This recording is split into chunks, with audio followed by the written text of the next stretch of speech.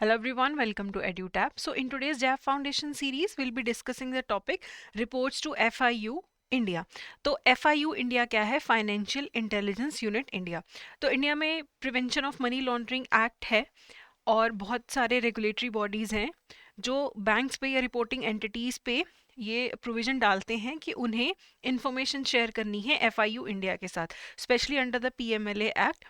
काफ़ी सारी इन्फॉर्मेशन है जो रिपोर्टिंग एंटिटीज़ को, जैसे कि बैंक्स हैं, उन्हें शेयर करनी पड़ती है FIU इंडिया के साथ। तो वो कौन सी रिपोर्ट्स हैं ये हम अभी देखेंगे। उससे पहले जानते हैं कि FIU इंडिया क्या है। तो ये एक यूनिट है इंडिया का, जो गवर्नमेंट का डिपार्टमेंट ऑफ रेवेन्यू है उसके अंडर ये आती है और इसका मेन काम है फाइनेंशियल इंटेलिजेंस गैदर करना, स्पेशली मनी लॉन्ड्रिंग ऑफेंसेस से related under the PMLA act. तो इनकी प्राइमरी रिस्पॉन्सिबिलिटी रहती है कि कैश या सस्पिशियस ट्रांजैक्शन रिपोर्ट्स रिसीव करना, उन्हें एनालाइज करना, जिन जिन डिपार्टमेंट्स को जहाँ जहाँ देने की ज़रूरत है इंफॉर्मेशन उन्हें प्रोवाइड करना, और ये लाइजन भी मेंटेन करके रखते हैं बाकी के इन्फोर्समेंट एजेंसी से, इंटेलिजेंस एजेंसी से, रेगुलेटरी अथॉरिटीज से। तो ये एक मल्टी डिसिप्लिनरी बॉडी है और it is headed by a director. तो इसके अंदर जो लोग ऐड किए जाते हैं, जो पर्सनल हैं FIU इंडिया का part, they are inducted from various organisations. Central board of direct taxes हो, चाहे central board of excise and custom हो, RBI, SEBI, department of legal affairs, intelligence agencies, हर जगह से इसमें लोग लिए जाते हैं। बिकॉज इनका जो बातचीत है, इनका जो शेयरिंग ऑफ इंफॉर्मेशन है, टेकिंग ऑफ इंफॉर्मेशन है, वो बहुत सारी एंटिटीज़ के साथ है। तो अभी जो हमारे बैंक्स हैं उसमें स्पेशली जो प्रिंसिपल ऑफिसर होता है उसकी रिस्पॉन्सिबिलिटी होती है कि कुछ ऐसी मंथली रिपोर्ट्स हैं जो FIU इंडिया के डायरेक्टर को उन्हें भेजनी ही भेजनी है। तो जैसे अगर जनवरी मंथ की रिपोर्ट है तो वो February 15 तक वो रिपोर्ट FIU इंडिया के पास चली जानी चाहिए। तो अगले महीने की 15 तारीख तक वो चली जानी चाहिए रिपोर्ट। तो मंथली रिपोर्ट्स में से सबसे पहली है कैश ट्रांजैक्शन रिपोर्ट, या जिसे CTR भी बोलते हैं।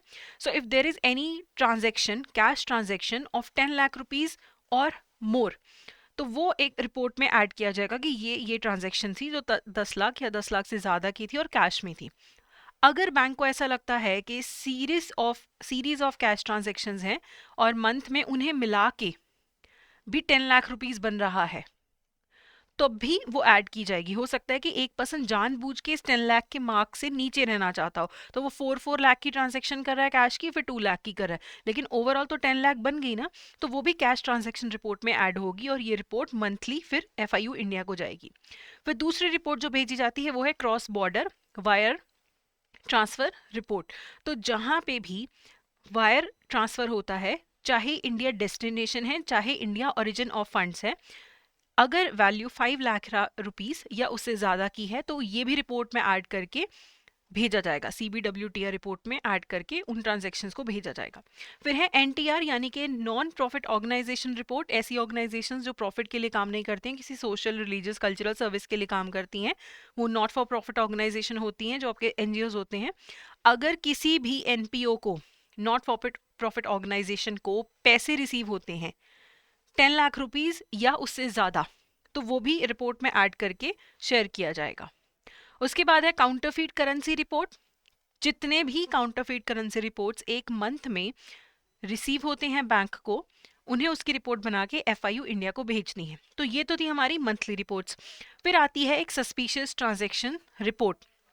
यहाँ पे जब भी कोई सस्पिशियस ट्रांजैक्शन हो, चाहे वो फंड बेस्ड ट्रांजैक्शन हो चाहे नॉन फंड बेस्ड ट्रांजैक्शन हो, अगर बैंक को लगता है कि कुछ गड़बड़ है, this money is used being used for money laundering या किसी ऑफेंस के लिए, तो वो उस ट्रांजैक्शन के या अटेम्प्टेड ट्रांजैक्शन के 7 डेज के अंदर अंदर रिपोर्ट FIU इंडिया को भेजते हैं। वैल्यू डज नॉट मैटर, 10 रुपए की ट्रांजैक्शन है या 10 लाख रुपए की ट्रांजैक्शन है, रिपोर्ट भेजी जाएगी। आज कोई चीज हुई, उसके 7 डेज के अंदर अंदर FIU इंडिया को रिपोर्ट भेजनी ही भेजनी है। इवन अटेम्प्टेड ट्रांजैक्शन या फिर जो नॉन फंड बेस्ड ट्रांजैक्शन है, जैसे अगर लॉकर ऑपरेशंस है, कोई कस्टमर कर रहा है एंड वहां पे कुछ सस्पेशन होता है, तो that is reported to the FIU India director. अगर बैंक्स इन बातों को नहीं मानते हैं, नॉन कंप्लायंस करते हैं prevention of money laundering obligations को, तो फिर वहां पे जो FIU है वो या तो रिटर्न वार्निंग भेज सकता है बैंक को कि आप इन्हें फॉलो करिए सारे रूल्स रेगुलेशंस को, या फिर वो स्पेसिफिक मेजर्स लेने के लिए बोल सकते हैं, और फिर उसके बाद रिपोर्ट सबमिट करने के लिए बोल सकते हैं कि जो भी आपने एक्शंस लिए हैं उसका रिपोर्ट सबमिट करिए। और मॉनेटरी पेनल्टी लग सकती है 10,000 रुपीज से लेके 1 लाख रुपीज की पर violation. Okay, so these are the obligations on the bank which have to be fulfilled.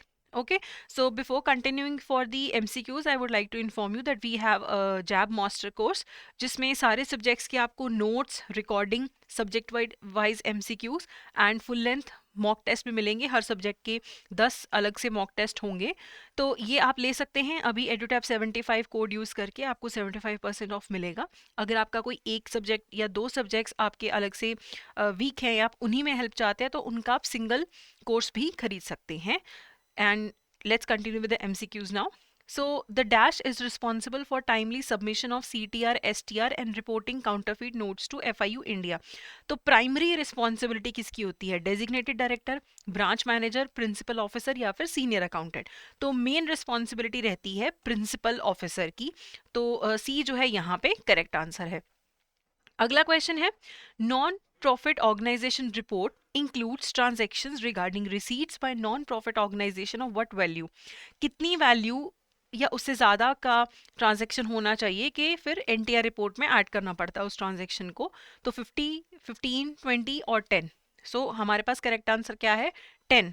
D जो है इसका करेक्ट आंसर है। अगला क्वेश्चन देखते हैं, which date of the succeeding month should be the CTR for each month be submitted to FIU India as a part of PMLA rules? So कौन सी तारीख तक भेजना होता है? अगले महीने की 15th तक भेजना होता है।